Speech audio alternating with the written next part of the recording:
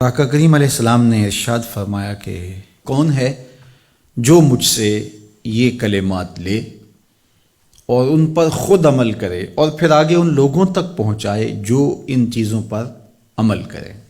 تو بہت سارے لوگ جھولیاں پھیلا کے آگے بڑھ جاتے،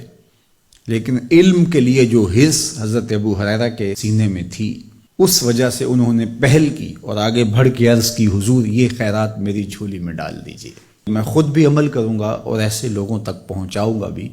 جو ان پر عمل پیرا ہوں۔ تو کہتے ہیں حضور نے میرا ہاتھ پکڑ لیا اور 5 چیزیں گنوائیں۔ پہلی بات میرے حضور نے ارشاد فرمائی، اتق المحارم تکن عابد الناس، اللہ کی حرام کردہ چیزوں سے بچ جاؤ، تم لوگوں میں سب سے بڑے عبادت گزار بن جاؤ گے۔ نیکی کرنا بہت اہم ہے، لیکن یہاں جو تعلیم دی گئی وہ گناہ سے بچنے کی ہے۔ ایک شخص رات کو 100 نفل پڑھ لیتا ہے، لیکن صبح اٹھ کے کسی کا حق غصب کرتا ہے، کسی کو گالی دیتا ہے، جھوٹ بولتا ہے، کم تولتا ہے، کم ناپتا ہے، اللہ کے احکام کو توڑتا ہے،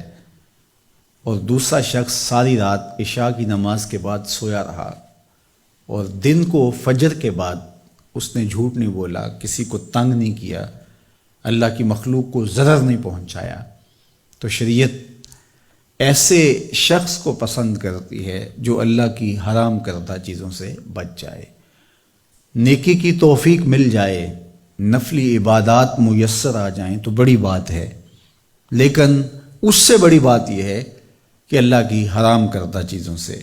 بچا جائے۔ دوسری بات ارشاد کی، وَرْضَ بِمَا قَسَمَ اللَّهُ لَكَ تَكُنْ أَغْنَى النَّاسِ، اللہ کی تقسیم پہ راضی ہو جا، لوگوں میں سب سے بڑا غنی تو ہوگا۔ دولت کی کثرت سے بندہ غنی نہیں بنتا، کتنے دولت مند ہیں، نفس کی کمینگی ہی ختم نہیں ہوتی۔ تو غنی اس وقت بندہ بنے گا جب اللہ کی تقسیم پہ راضی ہو گیا، اللہ نے جس حالت پہ رکھا اس حالت پہ خوش ہے کہ میرے مالک نے مجھے جو دے دیا یہ میرے لیے اس نے مناسب جانا، تو بس میں اس پہ راضی ہوں، میں اس پہ خوش ہوں۔ اور اگر انسان یہ نہیں چاہتا اور نہیں کرتا تو جہاں بھی ہوگا وہ مطمئن نہیں ہوگا۔ پھر ارشاد فرمایا، وَأَحْسِنْ إِلَىٰ جَارِكَ تَكُنْ مُؤْمِنًا، اپنے ہمسائے کے ساتھ سلوک اچھا کر تو کامل مومن ہو جائے گا۔ جو آپ کا ہم سایہ ہے تو آپ کا سایہ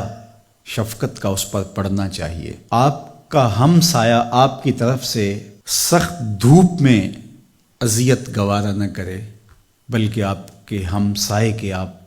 ہم سائے ہی قرار پائیں، تو آپ کے ایمان کی کسوٹی یہ ہے،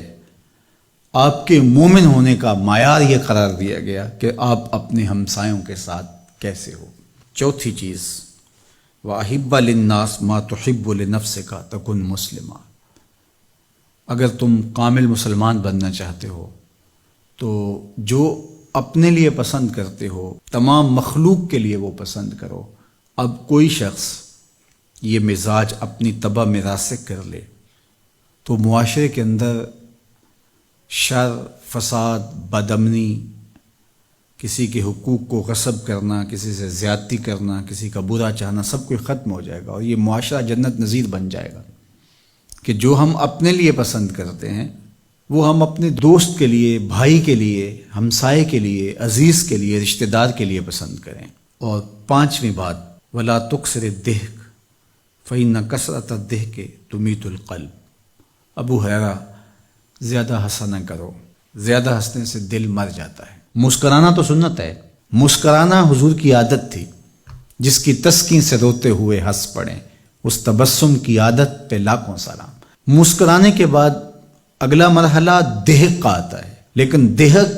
کبھی کبھی حضور سے صادر ہوا، اور کہا